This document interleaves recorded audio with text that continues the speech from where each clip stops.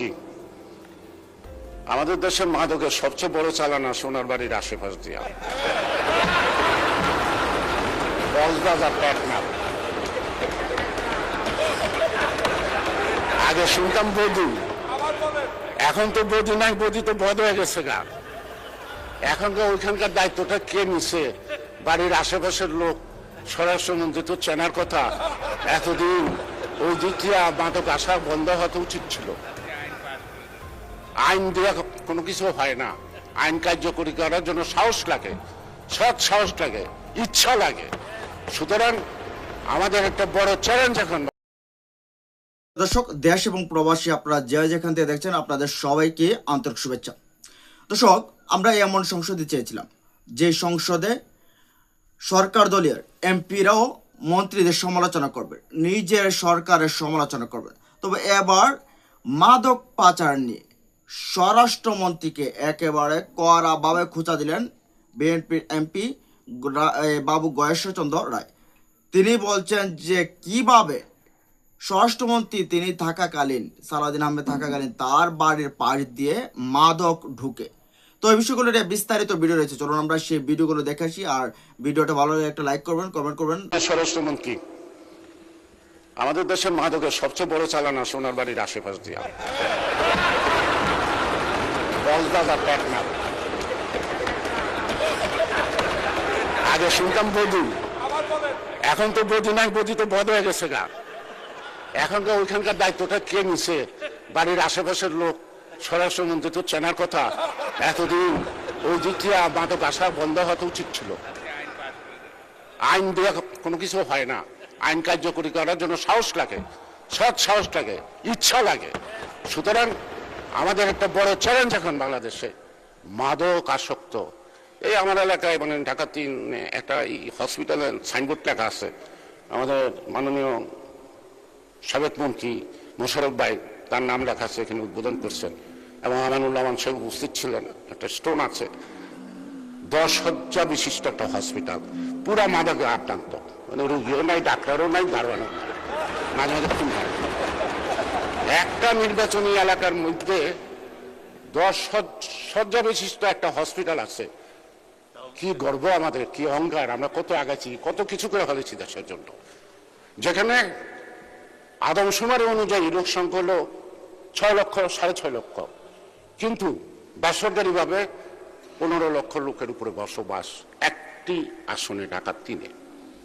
সেখানে একটা হসপিটাল আছে, তার মধ্যে মাদক আসক্ত। তো মাননীয় স্পিকার, আমার মনে আমার সব কথার মধ্যে সব দাবি হয়ে গেছে। এখন আমরা সাহসিকতার সাথে আমাদেরকে এগোতে হবে। দেশ স্বাধীন করতে যখন বিরোধিতার মধ্যে পড়ছিলাম, আপনিও পড়ছিলেন, সকল বিরোধিতাকে কাটিয়ে যখন দেশটা স্বাধীন করতে পারছি, আজকে বহুদিন পরে এই অর্জিত গণতান্ত্রিক সরকার এবং গণতান্ত্রিক এই পার্লামেন্ট আমার মনে হয় সকল বাধা বিপত্তিকে অতিক্রম করে মোকাবেলা করে। আপনারা গত 4 মাসের কোন পত্রিকা খুলে একটা ব্যাংক লুটের খবর আপনারা দেখাতে পারবেন না। গত 4 মাসে আপনারা কোন ধরনের পলিটিক্যালি প্যাট্রোনাইজ, আপনি যদি লাইব্রেরিতে যে শুধুমাত্র আওয়ামী লীগের প্রথম 6-7 মাসে দেখেন, অতদিনেই কিন্তু বেসিক ব্যাংক খাওয়া ওই বাচ্চু সাহেব আরম্ভ করে দিয়েছিল সেপ্টেম্বর মাসে। এক ইসলামিক ব্যাংক ডাকাতি হয়ে গেছে এই কারণে, যেটা আমার এক ভাই বললেন ওখানে দাঁড়িয়ে, ইসলামিক ব্যাংক ডাকাতি হয়ে গিয়েছে বিকজ ডাকাত খারাপ ছিল। That's it. But Islamic banking is the biggest solution.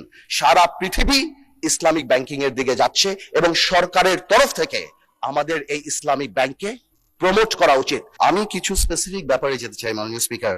আমি বাজেটে লক্ষ্য করলাম প্রায় 41 লক্ষ ফ্যামিলি কার্ড, কৃষক কার্ড, ডে কেয়ার, ফিজিক্যালি চ্যালেঞ্জদের জন্য ইকুইপমেন্ট আনার ট্যাক্স মওকুফ, স্টার্টআপ সাপোর্ট, মশলা দাম কমানো, চিকিৎসা খাত বিশেষ করে ক্যান্সার, হার্ট, চোখের ব্যাপার, ওষুধ শিল্পকে কমিয়ে আনা।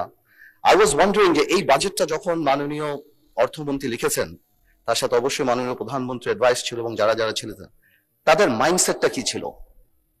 মাননীয় স্পিকার, আমি মাইন্ডসেটটা দেখতে পেয়েছি for the people, welfare of the state. আমি এই বাজেটের মধ্যে একটা মেসেজ দেখেছি, that we care and people matter. Now this is the difference between a dictator, একটা স্বৈরাচার, আর একটা জনগণের সঙ্গে। This is very important, this is very important এই কারণে, কারণ আমাদের প্রাণপ্রিয় প্রিয় নবী হযরত মুহাম্মদ সাল্লাল্লাহু আলাইহি ওয়াসাল্লাম যখন মদিনা স্টেট করেন, মানে এর উপরে তো সিভিলাইজেশন হয় না, তার সবচেয়ে বড় পিলার দুইটা ছিল, একটা ছিল জাস্টিস আর একটা ছিল হিউম্যানিটি। সেই হিউম্যানিটির মধ্যে রুল অফ ল ছিল। অবশ্যই আলহামদুলিল্লাহ অত বড় নেতা, পৃথিবীর সবচেয়ে বিশ্ব মহামানব উনি, ওনার মতো রুল অফ ল তার পৃথিবীর কোনো দেশে আসবে না, সেখানে অবশ্যই আমাদের ঘাটতি আছে।